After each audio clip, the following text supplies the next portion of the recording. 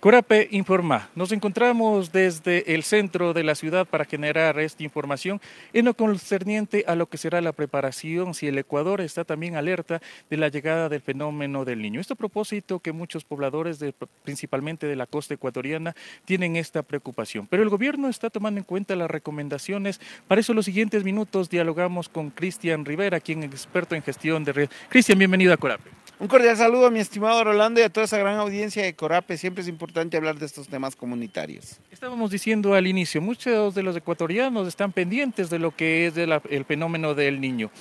¿El Ecuador está preparado? ¿Se está tomando en cuenta las recomendaciones? Bueno, debemos empezar diciendo que la semana pasada la Organización Mundial del Clima declaró oficialmente la presencia del evento del Niño en todo el país. Este evento que se produce frente a las costas del Ecuador en el Océano Pacífico tiene repercusiones en la atmósfera.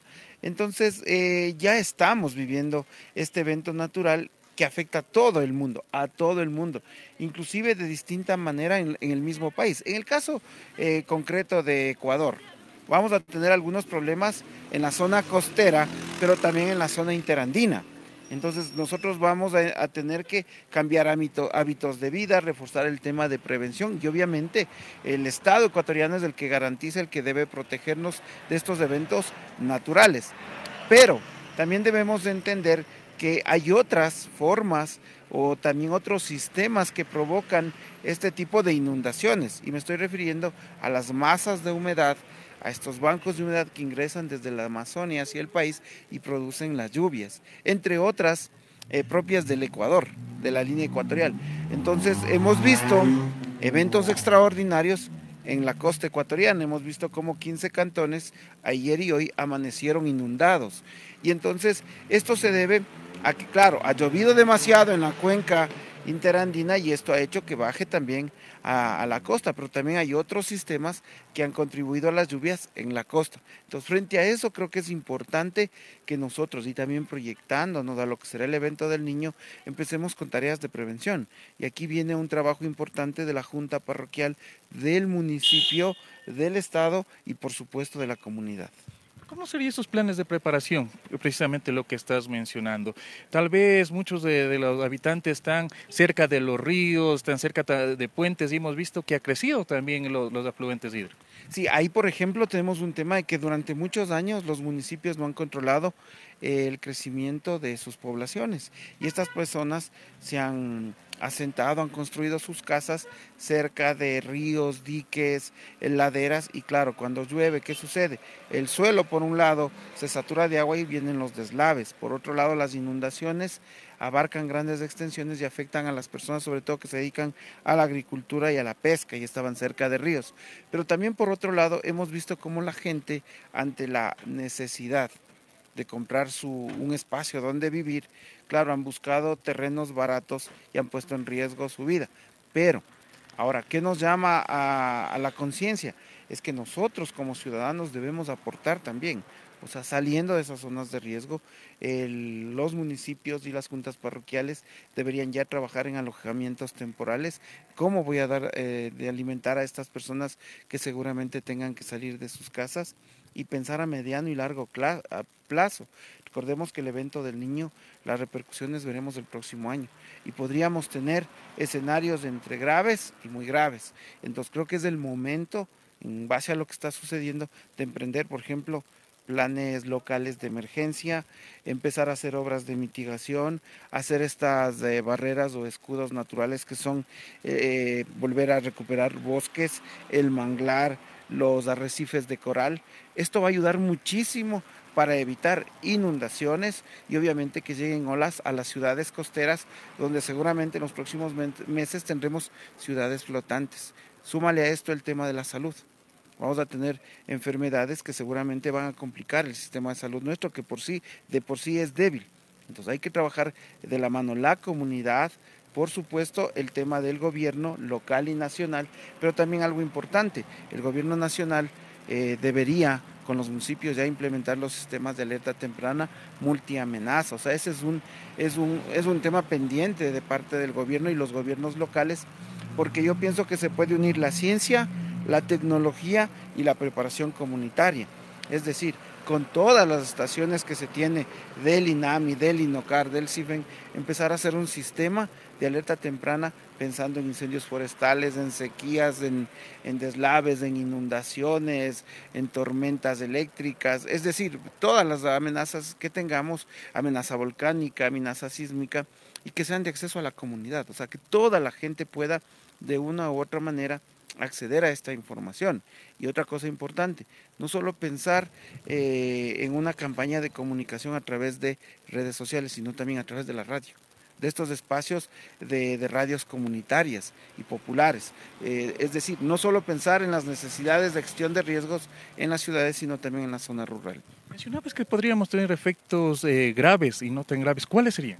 Por ejemplo, en la zona costera nosotros podríamos tener inundaciones, deslizamientos de tierra, podríamos tener socavamientos, la capa asfáltica podría venirse abajo, y en la zona interandina podríamos tener ausencia de lluvias, lo que se conoce como el déficit hídrico, y a esto también hay que sumarle que podríamos tener sequías.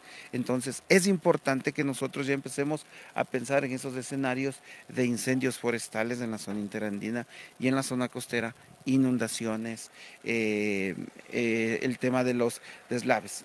Entonces son escenarios que se podrían dar, y es importante saber que el evento del niño nos está dando tiempo como para poder reaccionar. Ahora también lo mencionabas, las autoridades, ¿por qué no toman en cuenta este tema de la alerta temprana?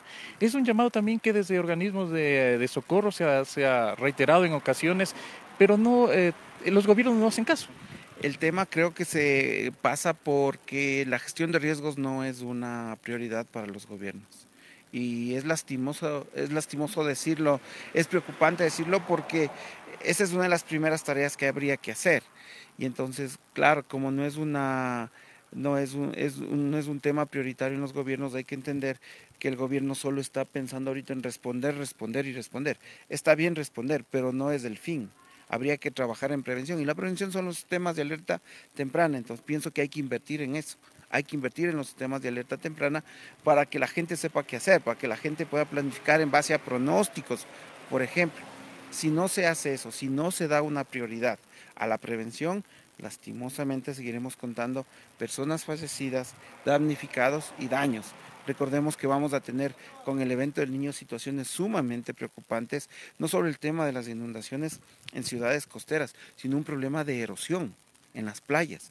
Por eso es urgente que todos los gobiernos trabajen en el tema de recuperar manglares, bosques, humedales, arrecifes de coral. Y en el caso de la sierra, donde podríamos tener incendios forestales, deberíamos ya trabajar en la comunidad a través de campañas de generar conciencia para no hacer quemas agrícolas a cielo abierto, quema de basura, aplicar y difundir el tema de los semáforos de propagación en zonas susceptibles a incendios forestales. Es decir, llegar un momento donde la capa vegetal está tan seca, hay tanta radiación y menos humedad, y no se permite hacer, por ejemplo, fogatas. Es decir, son escenarios que hay que trabajar con tiempo. El evento del niño nos da tiempo y hay que aprovechar aquello. La ciudadanía, ¿cómo debería prepararse? Se ha mencionado en reiteradas ocasiones, por ejemplo, aquí en la capital, sobre esta mochila de emergencia. ¿Qué pasa a nivel también de la costa, que van a sentir de forma más directa el fenómeno del niño? Bueno, ahora el tema de la mochila de emergencia en realidad es el último recurso, no debería ser una prioridad.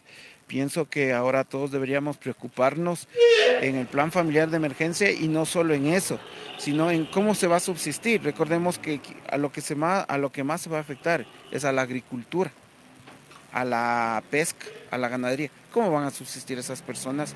¿Habrá bonos de contingencia? Uno. Por otro lado, ¿no será necesario aplicar ya estrategias de economía popular y solidaria, pensando en alianzas público y privadas? Nos vamos a quedar posiblemente sin arroz, sin algunos productos del mar. ¿Cómo se va a lograr solventar aquello? La gente debe recuperar sus medios de vida, es decir, ¿con qué voy a mantener a mi familia?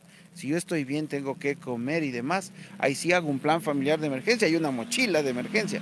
Pero si ni siquiera tengo insumos para poner en la mochila de emergencia, la mochila de emergencia es lo último que se debe pensar. Pienso que la estrategia ahora es pensar qué productos podrían faltar. Y no solo en Ecuador, sino a nivel regional.